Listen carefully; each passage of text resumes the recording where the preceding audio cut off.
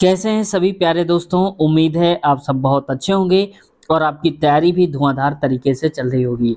दोस्तों आज हम 85 नंबर का पार्ट लेकर के आए हैं और इससे पहले 84 पार्ट हमने करवा दिए हैं। अगर आप देखना चाहते हैं तो प्लेलिस्ट में आपको सारे पार्ट्स मिल जाएंगे। हमने सीरियल वाइज लगा दिया है 1 2 3 4 ऐसे करके आप सारे देख सकते हैं।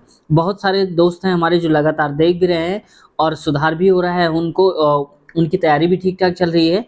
ठीक है, तो आप भी चाहें तो देख सकते हैं। दोस्तों आज हम जो क्वेश्चन पेपर करेंगे वो 4 मार्च 2021 का क्वेश्चन जो पूछा गया था, एनटीपीसी का जो सबसे लेटेस्ट पेपर है वो आज हम सॉल्व करेंगे। और इसके पहले हम जहां से हमने छोड़ा था पिछले पार्ट में वहीं से आज के क्वेश्चन उठाएंगे। चैनल पे अब तक नए हैं तो आपसे रिक्वेस्ट है चैनल को सब्सक्राइब कर लीजिए और ताकि हमें मोटिवेशन मिल सके और आपके लिए नई नई वीडियोज हम ला सकें। आज का पहला क्वेश्चन है दोस्तों, इसमें है क्वेश्चन में एक लड़के की आयु उसके पिता की आयु से 24 वर्ष कम है।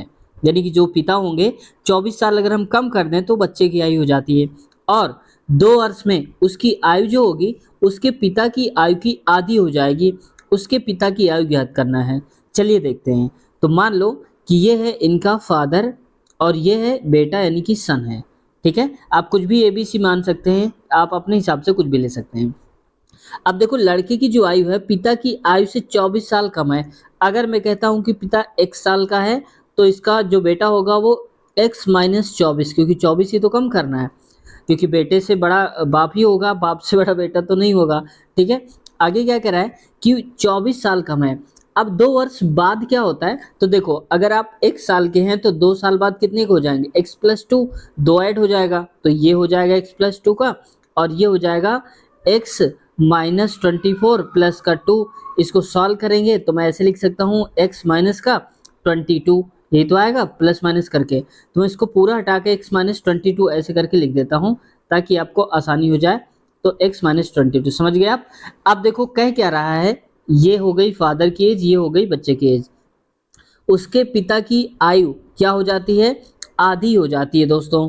पिता की आयु आधी हो जाती है यानी कि 1/2 हो जाएगा। तो आप बताओ कि 1/2 ये जो हर में होता है वो नीचे यहाँ पर चला जाएगा इसके ऊपर गुणा में। तो इसको मैं डायरेक्ट ये तो लिख सकता हूँ ना, क्या बराबर कर दीजिए और गुणे में 2 कर दीजिए। समझ में आया कहाँ से आया, क्योंकि गुणे में हमने 1/2 किया था, क्योंकि पिता की आयु का आधी हो करना है ना हमको। तो बस आगे मल्टीप्लाई करा दीजिए। तो मैं कहूँगा x प्लस का 2 बराबर में ये अंदर जाएगा तो 2x माइनस का 20 दूनी 22 दूनी 44 होता है, या 2 दूनी 4, 2 दूनी 4 कर लीजिए। इसको इधर भेजता हूँ और इसको यहाँ, तो यानी कि 2 पहले से था प्लस 44 आया, प्लस हो जाएगा कि माइनस में था, बराबर 2x यहाँ लिखा था और इस x को इस तरफ भेज दो तो माइनस का x हो जाएगा। तो आप बताओ 44 दो कितना होता है, 46 होता है। तो ये 46 हो जाएगा, बराबर में 2x में एक x गया तो x बराबर हो जाएगा 46। अब क्या पूछा है कि पिता पिता की आयु, तो हमने पिता की आयु कितनी मानी थी, x मानी थी और x की जो वैल्यू है कितनी आ गई 46। इसका मतलब 46 साल के पिताजी हैं। समझ गए होंगे आप। अगला क्वेश्चन है, संयुक्त राष्ट्र यानी कि यूनाइटेड नेशन का मुख्यालय कहाँ पर स्थित है, न्यूयॉर्क सिटी में। दोस्तों देखो पिछली बार भर भर के क्वेश्चन पूछे गए थे कि वहां पर मुख्यालय कौन से कहाँ पर हैं, ये जरूर इंटरनेशनल जो मुख्यालय हैं ये पूछ लिए गए थे, बहुत बार पूछे गए थे। जैसे विश्व स्वास्थ्य संगठन का मुख्यालय कहाँ पर है ये आपको बताना है कमेंट सेक्शन में। ठीक है, विश्व स्वास्थ्य संगठन, इंटरनेशनल हेल्थ ऑर्गेनाइजेशन, ठीक है, ये कहाँ पर है बताना है। आगे देखते हैं क्वेश्चन में। नेक्स्ट है, उन्होंने अंग्रेजी में कमला दास के नाम से लेखन किया किंतु अपनी मातृभाषा में लेखन के लिए किस नाम का प्रयोग किया था। तो देखो उन्होंने मातृभाषा में लेखन तो किया है लेकिन किस नाम का प्रयोग किया था सबसे ज्यादा, तो वो उन्होंने करा था माधवी कुट्टी का नाम। तो ऑप्शन तीसरा करेक्ट हो जाएगा। देखो ये क्वेश्चन कुछ ऐसे टाइप के क्वेश्चन होते हैं, तो कहीं पर शायद आपने पढ़ा बहुत होगा लेकिन ये क्वेश्चन हो सकता है मिला ही नहीं हो आपको। ऐसे 2-4 क्वेश्चन रखे ही रखे जाते हैं सेटों में ताकि आप आउट ऑफ ना कर पाएं। तो देखो अब ऐसे क्वेश्चन अगर दोबारा कभी आपके पास आएंगे तो आप आसानी से इनको टिक कर पाएंगे। तो ऐसे क्वेश्चन को आप पहले से याद कर लीजिए। ठीक है, आगे बढ़ते हैं। तो यही तो आपको एक कदम आगे तैयारी दिलाएगा, क्योंकि कंपटीशन 2024 का फाइट करने में थोड़ा मेहनत तो करनी पड़ेगी ना आपको, तो वही है। आगे देखते हैं। अटल पेंशन योजना के अंतर्गत अनुमान्य मासिक पेंशन की न्यूनतम राशि कितनी है। तो जो हर महीने पैसे मिलेंगे वो मिलेंगे 1000 रुपए अटल पेंशन योजना के अंतर्गत। दोस्तों देखो होता क्या है रियल में जितने भी लेटेस्ट योजनाएं होती हैं, जैसे मान लो आपकी 2024 में जितनी भी योजनाएं लॉन्च हुई हैं उनके बारे में जरूर पढ़ लेना। इसका संबंध किससे है और ये क्या बोला जा रहा है, ठीक, किसने लॉन्च किया। दो चीजें पूछी जाती हैं क्या, कि किसने इसको लॉन्च करा है और इसका संबंध किससे है, ये जरूर आप याद रखना। ठीक है, अब देखो 2000 में क्या होता है कि कुछ चीजें, जैसे 1000 है यहाँ पर, जैसे कुछ चीजें होती हैं, कुछ चीजें पुरानी ही योजना को पूछ लिया जाता है। वो कब होता है, जैसे मान लो कोई सरकार है, कोई गवर्नमेंट है, तो अपनी योजनाओं को बंद तो करेगी नहीं, उसी योजना को बढ़ा देगी। तो क्या होता है कि वो योजना भी लागू हो जाती है। जैसे मान लो कि 2018 की कोई अगर योजना है तो वो अभी तक चल रही है, 2018 की कोई भी योजना है तो, ठीक है, क्यों, क्योंकि गवर्नमेंट भी वही चल रही है। तो जब लोग बदलते हैं, सरकार बदलती है, तो योजनाएं बदलती हैं, तो इस वजह से योजनाएं बदलेगी नहीं, तो ये पूछे जा सकते हैं। 2018 की भी योजना पूछी जा सकती है। अब आप ये नहीं कह सकते हो कि 2018 तो बहुत पुराना हो गया, इसे क्यों पूछा गया। तो ऐसे ही स्मार्ट तरीके से आपको तैयारी करनी पड़ेगी। ठीक है, आगे बढ़ते हैं।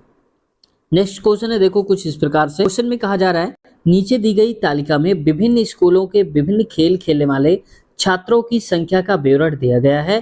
तालिका का अध्ययन कीजिए और दिए गए प्रश्न का उत्तर दीजिए। ठीक है भाई, तो देखते हैं, पहले इसको मैं जूम करता हूँ और फिर समझते हैं ये कहना क्या चाहता है। ज़्यादा करूँगा जूम तो कट जाएगा, फिर आपको क्वेश्चन नहीं दिखेगा स्क्रीन में। ऐसे देख लो, ठीक है, थोड़ा छोटा करता हूँ। ऐसे देखो, यहाँ पर गेम्स दिए हैं कि कौन से गेम खेलते हैं, जैसे बैडमिंटन, टेबल टेनिस और ये सारे गेम। स्कूल के नाम, यानी कि ए नाम के स्कूल, बी सी डी ऐसे करके स्कूल दिए हैं। ठीक है, अब आते हैं क्वेश्चन क्या कह रहा है। कह रहा है कि उन खेलों के नाम बताएं जिनमें सभी स्कूलों के छात्रों की भागीदारी क्रमशः न्यूनतम और अधिकतम है। यानी कि सबसे पहले तो हमें ये बताना है, उन खेल के नाम बताना है जिस खेल को सबसे कम विद्यार्थी खेलते हैं। ठीक है, तो इसका मतलब हो गया कि हमें पहले ऐड करना पड़ेगा सारे खेलों को, मतलब ये पूरे ऐड करना पड़ेगा, ये पूरे ऐड करना पड़ेगा, ये पूरे। ठीक है, लेकिन आपको स्मार्ट तरीके से सोचना है। कैसे, आप देखो सबसे कम जो नंबर है वो किस में मिल रहा है। तो देखो इसमें तो 67, 34, 56 ये बड़ा नंबर दिया है, 21, 40, 26 ऐसे दिया है। इससे भी छोटा देखो इसमें है, और मेरे हिसाब से सबसे छोटे छोटे नंबर इसमें है, देखो 9, 13, 7 है ना। तो न्यूनतम, अब इससे सारे के सारे बड़े हैं ये वाले, तो न्यूनतम की अगर हम बात करें तो न्यूनतम में ये आना चाहिए। इनको जोड़ लो आप, तो कितना हो जाएगा, 12, 6, 18, 18 और 7 25 हो जाएगा, और 25 13 हो जाएगा, कितना 38 हो जाएगा, 38 ना हो जाएगा 47, यानी कि ये न्यूनतम वाले तो हो गए 47। अब अधिकतम वाले कितने हैं, तो देखो बड़ा नंबर किस पे लिखा है, 121 लिखा, जबकि यहाँ पर सारे के सारे 90, 80 से भी कम है, 70 से भी कम नंबर लिखे हैं। जबकि यहाँ देखो बड़े बड़े नंबर हैं, 84, 67, 98 ऐसे। तो स्मार्ट जो बच्चे होते हैं ना, ऐसा ही दिमाग लगाते हैं, आपको भी ऐसा ही दिमाग लगाना है। ठीक है, तो बस आपको जोड़ना भी नहीं, मैंने तो 47 बता दिया आपको जोड़ने के लिए, आपको डायरेक्ट बता देना है। तो न्यूनतम खेल खेलने वाले कितने बच्चे हैं, बास्केटबॉल खेल रहे हैं, और अधिकतम जो खेल रहे हैं वो क्रिकेट खेल रहे हैं। तो यही तो बोला गया था कि सबसे कम खेल खेलने वाले को बताओ कौन सा खेल खेला जा रहा है सबसे ज़्यादा, तो सबसे कम बास्केटबॉल, सबसे ज़्यादा क्रिकेट खेला जा रहा है। तो बस यही हो जाएगा सही उत्तर। आप देख सकते हो यहाँ पर शायद देख ही रखा भी है, बास्केटबॉल और क्रिकेट देख ही रखा है। ठीक है, तो यहाँ से मैं दिखा देता हूँ आपको दोबारा से, ये देख लो आप ऐसे जूम करके। इनमें से कौन सी संयुक्त राष्ट्र की एजेंसी नहीं है, तो ये रेड क्रॉस इंटरनेशनल जो कमेटी है वो संयुक्त राष्ट्र की एजेंसी नहीं है। बाकी सारी अंतर्राष्ट्रीय श्रम संगठन, स्वास्थ्य संगठन, देखो मैंने पूछा था ना, वही आ गया है। स्वास्थ्य संगठन और खाद्य एवं कृषि संगठन, ये तीनों की तीनों जो हैं संयुक्त राष्ट्र की एजेंसी है, जबकि रेड क्रॉस इंटरनेशनल ये इसकी एजेंसी नहीं है। अगला क्वेश्चन है, यदि ए बी से 25% ज़्यादा है यानी कि अधिक है, और बी सी से 30% कम है, तो ए और सी का अनुपात ज्ञात करिए। तो आप देखो कितने लोग हैं, ए बी सी, तो मैं लिख लेता हूँ ए बी और ये सी। ठीक है, अब थोड़ी देर के लिए देखो, ए बी से 25% ज़्यादा है, तो 25% को 1/4 लिख सकते हैं। जिसको नहीं समझ में आया कैसे, तो मैं बता देता हूँ कैसे लिख सकते हैं। 25% हटता है ये वाला, तो नीचे 100 आता है, 25 से कम 25, 25 चौको 100, देखो 1/4 आ गया, यही मैं बताना चाहता था। तो 1/4 आ गया, तो 1/4 का मतलब हो गया कि 1/4 है, एक ज़्यादा करो तो 5/4 हो जाएगा। अब इसका मतलब ए जो है बी से ज़्यादा है, तो अगर ए 5 होगा तो ये हो जाएगा नीचे वाला बी, यानी कि बी हो जाएगा 4। समझ गए आप, आगे बढ़ते हैं। अब कह रहा है जो बी है वो सी से 30% कम है, तो 30% को हम 3/10 लिख सकते हैं। क्यों? 30/100 रहा होगा, 0 0 हमने काट दिया। अब कम है तो 3 कम कर दो 10 में से, तो आ जाएगा 7/10। समझ गया आप? यहाँ देखो बी जो है सी से कम है, तो सी से कम है बी, तो बी है यहाँ पर 7, यहाँ पर मैं लिखता हूँ, और जो सी है वो है यहाँ पर 10। ठीक है, सी से डी तो कम है, अब यहाँ हटाना पड़ेगा। ठीक है, तो ये हो जाएगा यहाँ पर 10। अब देखो यहाँ पर हो गया 10, अब यहाँ कुछ नहीं, तो यहाँ 4 लिख दो इसके सामने वाला, ये 7 है तो यहाँ पर 7 लिख दो। ठीक है, किसका पूछा है? ए और सी का, तो ए और सी इन दोनों का मल्टीप्लाई करा दो, ए वाले का पहला, तो 5 सत्ते 35 हो जाएगा। अनुपात हमें बी से मतलब नहीं क्योंकि सी पूछा है, तो 4 दहम 40 हो जाएगा। इसको आप काट दीजिए, 5 सत्ते 35 आ जाएगा और 5 अठे 40 आ जाएगा, यानी कि 7:8 आ जाएगा दोस्तों। तो ऑप्शन नंबर दूसरा सही उत्तर हो जाएगा। इस ट्रिक से आप लगाओगे ना, कभी आप गलत नहीं करोगे, हमेशा सही होगा और फास्ट होगा। मैंने तो समझाने के लिए आपको आराम आराम से बोला है, लेकिन जब आप क्वेश्चन में बैठे होंगे, क्वेश्चन पेपर सॉल्व कर रहे होंगे, तो आपको इसी हाई स्पीड से करना है। तो देखो क्वेश्चन की तरफ आते हैं, और क्वेश्चन हमारा क्या कह रहा है? क्वेश्चन है, उस अंग्रेज व्यक्ति का नाम क्या था जिसने भारत आने के बाद सेंट स्टीफन कॉलेज में दर्शन शास्त्र का अध्यापन किया और बाद में दीन बंधु के नाम से प्रसिद्ध हो गया? तो देखो दीन बंधु के नाम से हम किसको जानते हैं? CF एंड्रयूज को। ऑप्शन नंबर पहला ही हमारा सही उत्तर हो जाएगा। आप देख सकते हैं कि इनका जो नाम है बहुत बार पूछा गया है। अगर आप ये नहीं जानते होंगे CF एंड्रयूज, तो आपने दीन बंधु का नाम सुना होगा। ठीक है, अगला है, विजयनगर राजवंश के उस शासक का नाम क्या था जिसने 16वीं शताब्दी में शासन किया था? तो ये थे कृष्णदेव राय, ये पूछा गया था। अच्छा, एक क्वेश्चन और आया था हरिहर बुक्का के नाम से, कि हरिहर बुक्का का संबंध किससे है? तो यही विजयनगर राज्य से था।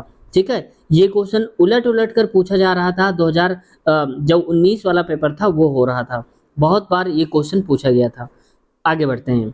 ठीक है, जब आप क्वेश्चन करेंगे तो आपको खुद प्रूफ दिख जाएगा। अगर हमारे दोस्त लगातार देख रहे होंगे वीडियोस को, तो उन्हें पता भी होगा कि बहुत सारे क्वेश्चन है जो रिपीट होकर के मिल रहे हैं और हम उनको याद भी दिला रहे हैं। देखो, भारत सरकार के दूरसंचार विभाग ने डैश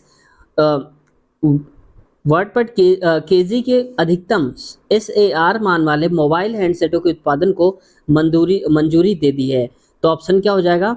1.6 ऑप्शन नंबर पहला सही उत्तर हो जाएगा। आगे बढ़ते हैं। देखो ये क्वेश्चन कुछ दमदार क्वेश्चन है, और ऐसे क्वेश्चन आपको छोड़ के नहीं आना है। कह रहा है, यदि एक वर्ग का परिमाप 160 सेंटीमीटर है, वर्ग के विकर्ण की लंबाई बताना है हमको। तो पहले तो मैं वर्ग बनाता हूं ऐसे करके। ठीक है, ये थोड़ा और बड़ा करता हूं ऐसे, ये हो गया वर्ग। अभी आपको कुछ आयत तो नहीं लग रहा, मैं इसको अच्छा अलग साइज बना देता हूँ, वरना आप लोग बाद में कमेंट करेंगे कि आयत लग रहा था। ठीक है, अब बताओ, आप लग रहा है ना स्क्वायर? ठीक है, अब देखो इसको क्या करना है परिमाप 160 है, मतलब कि अगर हम यहाँ पर ये कहेंगे कि ये और ये तीनों का योग 160 है, तो हमें पता है कि ये है एक वर्ग। वर्ग की चारों भुजाएं बराबर होती हैं, तो चारों भुजाओं का योग कितना है? 160। अगर हम 4 से भाग दे देंगे तो एक भुजा की माप निकल आएगी। 4 एकम 4, 4 चौक 16, यानी कि 40 आएगी। तो 40 की तो ये भुजा होगी, 40 की ये होगी, और ठीक वैसे ही ये सारी की सारी 40-40 की होंगी। समझ गए आप? अब क्या है कि भुजा तो हमें पता चल गई कि 40 सेंटीमीटर है। अब विकर्ण बताना है, तो हमारे पास फार्मूला क्या होता है? भुजा बराबर, यहाँ पर क्या बताना है? विकर्ण। तो यहाँ पर करिए विकर्ण, और नीचे में आता है क्या? √2। मतलब मैं इसको अच्छा साफ साफ लिख देता हूँ। ये आप याद रखना कि 40 सेंटीमीटर इसकी भुजा आई है। ठीक है, तो देखो भुजा आई है 40 सेंटीमीटर, या मैं यहाँ लिख देता हूँ भुजा बराबर 40। अब क्या है हमारे पास? फार्मूला होता है वर्ग की भुजा बराबर विकर्ण, और बटे में होता है √2। भुजा है 40, तो आप लिखेंगे 40, बराबर में विकर्ण को मैं v लिख देता हूँ, हालांकि डायगोनल भी बोल सकते हो, d लिख सकते हो, और यहाँ पर √2 आ गया। अब विकर्ण की वैल्यू बतानी, तो इसको मल्टीप्लाई कराइए, तो v इक्वल हो जाएगा 40√2। ठीक है, अब 40 दूनी 80 नहीं होगा कि रूट के अंदर आप 80 लिख दो, नहीं, ये अलग है, ये रूट वाली है, अभाज्य संख्या है, तो 40√2 हो जाएगा। तो ऑप्शन नंबर कहाँ पर है? दूसरा ही वाला हमारा करेक्ट आंसर लिखा हुआ है। आगे बढ़ते हैं क्वेश्चन पे। नेक्स्ट क्वेश्चन देखो, ये भी कुछ उसी का छोटा वाला भाई है समझो। उस पिछले वाले क्वेश्चन का, ठीक है। कह रहा है कि एक चतुर्भुज की 4 भुजाओं का अनुपात 4, 5, 6 और 7 है और इसका परिमाप 176 सेंटीमीटर है। तो इसकी सबसे लंबी भुजा की लंबाई बताइए, ठीक है। एक भुजा 4 होगी, फिर 5, 6 और 7 ऐसे करके बना है। अब इसका परिमाप दिया है 176। तो मैं एक काम करता हूँ, यहाँ पर भुजाएं जो हैं वो लिख लेता हूँ। तो एक है 4x, परिमाप का मतलब होता है सारी भुजाओं का हमें योग करना है। तो 5x प्लस 6x, x क्यों लगा रहा हूँ क्योंकि ये अनुपात है, रियल में x जो आएगा उसका मल्टीप्लाई कराने पर सही वैल्यू निकलेगी। प्लस 7x बराबर कितना हो रहा है, 176 हो रहा है। तो देखो सारे जोड़ लो, 5 4 9, 9 6 15, 15 7 22, तो ये हो जाएगा 22x बराबर में 176, ठीक है। अब 11 से काटिए, तो 11 दूनी 22 और 11 एकम 11, 6 66 हो जाएगा, 11 6 66। फिर x को 2 से काटिए, तो 16 बटे में 2 बराबर आ जाएगा 8। तो x की वैल्यू कितनी आ गई, 8 आ गई। अब बताना क्या था, इसकी सबसे लंबी भुजा बतानी है। तो आप बताओ सबसे लंबा अनुपात क्या है, सबसे बड़ा अनुपात क्या है, 7 है, क्योंकि बाकी सारे 5 6 तो छोटे ही हैं, 7 सबसे बड़ा है।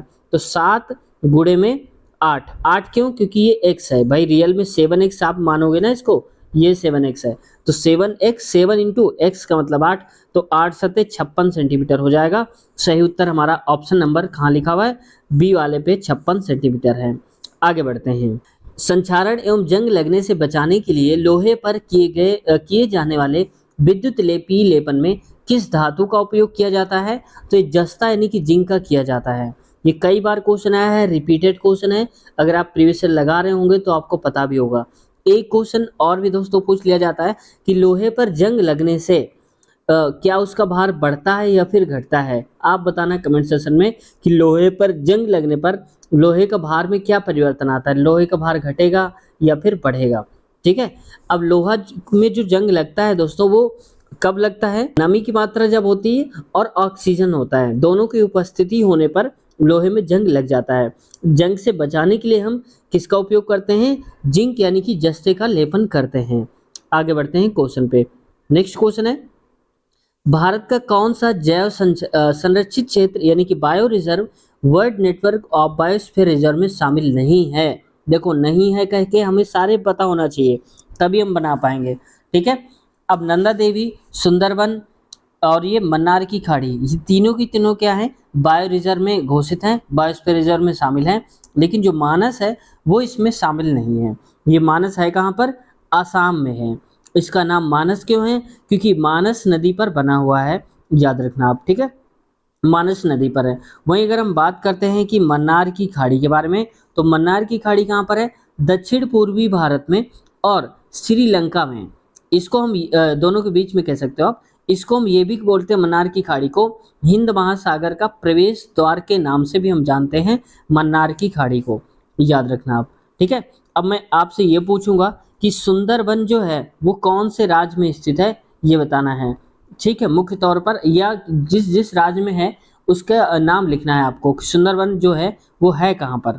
सुंदरबन का जो डेल्टा बनता है वो किन दो नदियों के मिलने से बनता है, ये भी आपको बताना है, ठीक है। देखते हैं कितने दिग्गज लोग हैं हमारे साथ जुड़े हुए हैं चैनल से, ठीक है। आगे देखो, नेक्स्ट क्वेश्चन है, 4 शब्द दिए गए हैं जिनमें से 3 किसी प्रकार से संगत हैं और एक असंगत है।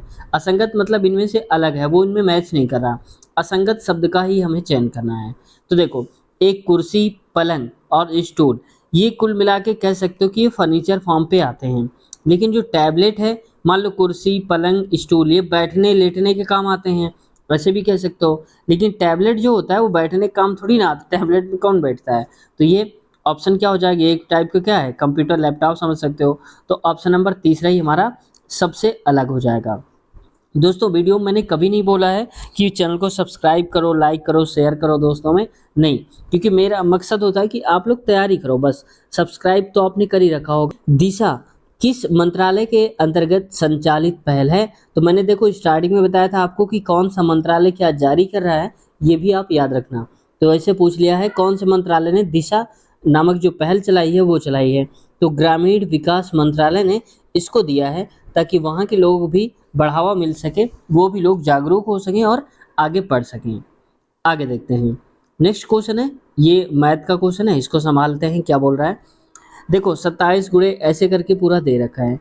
मैंने बताया था कि जब कभी कई सारे चिन्ह आ जाएं, जैसे गुणा, जोड़, घटाओ ऐसे करके आ जाए, तो सबसे पहले आप भाग सॉल्व करेंगे, फिर गुणा, जोड़ और फिर घटाना को सॉल्व करेंगे। तो पहले भाग पे प्रहार करते हैं हम लोग, देखते हैं क्या होता है। इसमें देखो ये लिखा है, तो अगर आप ऐसे नहीं कर पा रहे हो तो डायरेक्ट आप ऐसे कर लो, तो ठीक है। ऐसे पॉइंट आप कहेंगे कि क्यों नहीं लगाया, तो बता रहा हूँ। 2 पॉइंट हटा के हमने एक जीरो बढ़ा दिया ऐसे। अब आप इसको 11 से काटिए, तो 11 दूनी 22 यानी कि 20 हो जाएगा, और यहाँ पर 11 दूनी 22 और यहाँ पर कितना बचेगा 8, तो 11 अट्ठे 88 हो जाएगा। फिर काटिए, 2 एक कम 2 2, एक कम 2 2 चौके 8 यानी कि 10 आएगा। फिर काटेंगे 2 पंचे 2 सत्ते यानी कि 7 बटे में 5 आ जाएगा। समझ गया आप। अब ये 7 बटे में 5 जो आएगा इसको हमें पॉइंट पे लिख देना है, तो मैं पूरा हटा के लिख देता हूँ। 7 बटे 5 को क्या हो जाएगा, 5 एक कम 5 2 बचेगा, 5 चौक 20 यानी कि 1.4 आ जाएगा। तो मैं यहाँ पर डायरेक्ट लिख देता हूँ 1.4, ये इतना है। अब क्या है कि अब हमने बताया था भाग के बाद आपको सॉल्व करना है गुणा, तो गुणा ये तो है नहीं, तो हम पहले इसको सॉल्व करेंगे, इतने वाले को। तो ये हो जाएगा 4.15 इंटू में 27 ऐसे लिख सकते हैं। तो इसको जब आप सॉल्व करेंगे तो यहाँ पर चाहें तो आप यहाँ से पॉइंट हटा के नीचे जीरो ला सकते हैं, लेकिन मल्टीप्लाई आपको उतना ही करना पड़ेगा। तो जब आप इसको मल्टीप्लाई कराएंगे तो ये आएगा 1120 में 5, ठीक है। अब आप कहेंगे आपने इतना जल्दी कैसे बता लिया, तो देखो मैंने कैलकुलेशन किया है तभी मैं इसको बता रहा हूँ, ठीक है। नीचे आएगा 0, तो 0 0 में से हटाएंगे तो यहाँ पर पॉइंट लग जाएगा, यानी कि 112.05 आ जाएगा, ठीक है। और 1.4 पहले से था, तो वो 112.05 और क्या था 1.4 लिखिए, जोड़ दीजिए 5 4 0 4 और 2 1 3 और यहाँ पर 1 1 यानी कि 113.45 आ जाएगा। तो आप देख लो मैच हो रहा है पूरा, तो 113.5 ऑप्शन नंबर कौन सा, तीसरा ही सही उत्तर हो जाएगा।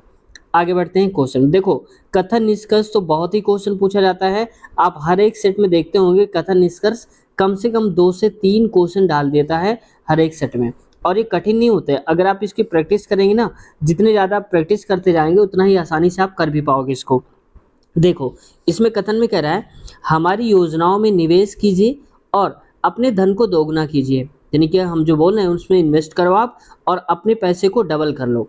एक मार्केटिंग एग्जीक्यूटिव का जो कथन है वो बता रहा है, एग्जीक्यूटिव जो है वो इसको बता रहा है कि भाई अपना पैसा हमारी कंपनी में निवेश करो और पैसा दोगुना करो आप, ठीक है। अब देखो हमें सब कुछ कथन को ही मान के चलना है, ठीक है। धारणाएं हम क्या बना सकते हैं, अनुमान क्या है, यहाँ पर कह रहा है कि कथन एक अवास्तविक आश्वासन है।